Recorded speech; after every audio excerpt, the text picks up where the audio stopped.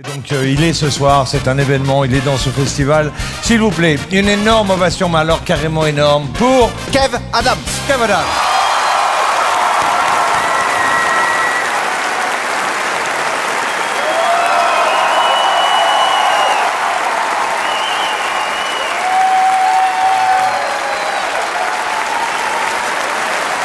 Merci, merci, merci, merci. Wouh! Merci beaucoup les amis, waouh. Comment ça va Liège? Très heureux d'être avec vous les amis ce soir ici en Belgique, ça fait trop plaisir d'être avec vous. Merci infiniment pour cet accueil. C'est une année très particulière pour moi cette année puisque je fête mes 10 ans de scène, ça fait 10 ans que je fais ce métier et c'est absolument incroyable. Merci. Merci beaucoup. C'est vrai que c'est incroyable pour moi de faire le bilan aujourd'hui après 10 ans. Je me rends compte par exemple que c'est les mêmes gens qui à 10 ans ne croyaient pas du tout en moi. Ceux qui me disaient ouais de toute façon t'es nul, t'es pourri, t'y arriveras jamais, casse-toi, t'es nul, t'es pas drôle. C'est les mêmes gens, je vous jure, hein, qui viennent me voir aujourd'hui et qui me disent Kev, Kev, Kev, c'est toi le meilleur, Kev, on t'adore. C'est toi le plus drôle, on t'aime, bravo, continue comme ça, t'es le meilleur. Et en même temps, je peux pas en vouloir à ces gens-là, parce que c'est mes parents, donc... En même temps, j'ai une chance incroyable, messieurs, dames, ça fait 10 ans que je grandis avec mon public, c'est vrai, c'est une chance. Il y a des jeunes filles qui venaient me voir il y a 10 ans, continuent de venir me voir aujourd'hui. Ça, c'est incroyable. Certaines d'entre elles sont devenues mamans, entre-temps. Vous imaginez l'émotion que c'est pour moi, c'est incroyable. C'est les mêmes jeunes filles, quand j'arrivais sur scène il y a 10 ans, elles criaient « Je t'aime, Kev !» qui aujourd'hui viennent me voir avec leurs enfants. Et quand j'arrive sur scène, leurs enfants crient « Je t'aime, papa !»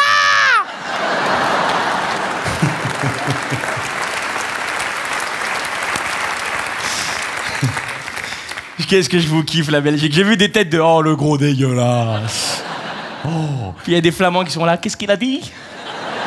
Is die de bruggen vroegen om 12:30?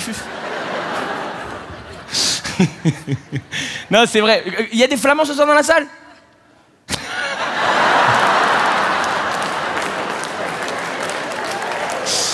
C'est sûr, il y en a un ou deux, ils ont dit « C'est pas le moment de nous démasquer. In vielen bruggen vroegen om die schoen te liggen. » Non, c'est vrai, depuis 10 ans, j'ai vécu des trucs incroyables, incroyables. Mes parents ont divorcé il y a quelques années. J'ai passé mon permis l'année dernière. Ça y est, je sais conduire. Ouais, ça fait plaisir. Et je te remercie, ouais, merci. Merci. Et c'est vrai que maintenant que tu vois que je conduis, ça me rappelle des souvenirs de mon enfance. Par exemple, je me rappelle quand j'étais petit et que je m'asseyais à l'avant à côté de mon père. Mon père, parfois, il conduisait, tu vois, et il mettait un coup de frein un peu violent. Vous voyez cette situation? Il mettait un coup de frein et il mettait sa main devant moi. Vous voyez de quelle main je parle? Il mettait cette main parce qu'il avait peur que je me fasse mal. Pour moi, ça, c'est le geste de l'amour ultime. Il mettait sa main parce qu'il avait peur que je me fasse mal. D'ailleurs, moi, j'ai compris que mon père n'aimait plus ma mère. Le jour où, quand il freinait, il a arrêté de mettre la main devant elle. Ouais. Et j'ai compris qu'ils allaient divorcer le jour où, quand il freinait, il la poussait contre le pare-brise. Là, c'était foutu. Et c'est vrai que maintenant que je conduis, je découvre des sensations que je connaissais pas avant en tant que non-conducteur. Par exemple, je vous donne une situation. Tu conduis tranquille, tu es en train de conduire tranquille, tu vois. Et là, il y a un mec qui arrive derrière toi très vite. Tu sais, il te fait des appels de phare, genre, va-t'en, il fait des appels de phare. Ça t'énerve. Tu dis, ok, tu le laisses passer. Il passe devant toi, tu vois, très très vite. Et il se fait flasher devant toi. Eh ben, on est content. T'as vu cette sensation qu'on devient des gendarmes nous-mêmes? On est là, eh ben oui, mon petit bonhomme. Il y a des règles, on fait pas ce qu'on veut sur la route. Beaucoup de choses qui ont changé dans ma vie depuis 10 ans. J'ai été aussi en couple pendant quelques temps. Ouais. C'est vrai que c'est particulier. C'est comme parfois, je me baladais dans la rue avec ma copine et il faisait froid. Et quand elle voyait une vitre ou une glace, je vous jure que c'est vrai, elle soufflait. Et elle dessinait un cœur. Parce que le cœur, c'est ce qu'il y a de plus important pour vous, les filles, les femmes. Et nous, les mecs, on fait pareil. Quand on voit une vitre, on souffle. Et on dessine ce qu'il y a de plus important pour nous.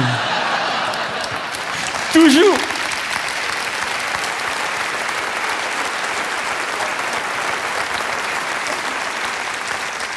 C'est comme parfois, on était comme ça dans le lit avec ma copine juste avant de s'endormir et elle aimait bien faire un truc. J'ai remarqué, les filles, les femmes, quand vous êtes avec votre homme dans un lit, vous aimez bien faire ça. Elle aimait bien mettre sa tête dans cette partie de mon corps. Vous voyez de quoi je parle? Elle mettait sa tête ici, tu vois. Elle mettait sa tête là. C'est pas vraiment le pec, c'est pas vraiment l'épaule. C'est une sorte d'entre-deux, tu vois. C'est une sorte d'épopec, tu vois, qui est là. Vous voyez de quoi je parle? Et je vois qu'il y a beaucoup de filles, de femmes dans la salle ce soir. J'aimerais vous faire passer un message. Ça fait mal. Ça fait très mal. Et vous savez que ça fait mal. Vous savez que ça fait mal parce que vous nous demandez à chaque fois. Ça va, je te fais pas mal. Et nous les mecs, on est là. Non. Mais le bras, il tremble. Tu vois qu'il tremble, le bras. Et le pire, la pire sensation, c'est quand t'as une fille qui est là, qui t'appuie, ça fait mal. Et t'as l'autre fille qui est là, ça c'est un enfer.